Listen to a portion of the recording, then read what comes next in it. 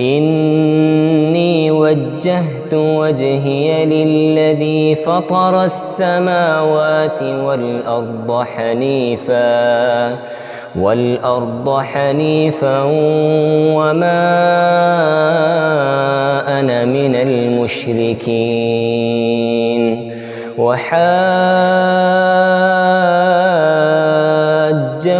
قومه قال أتحاجوني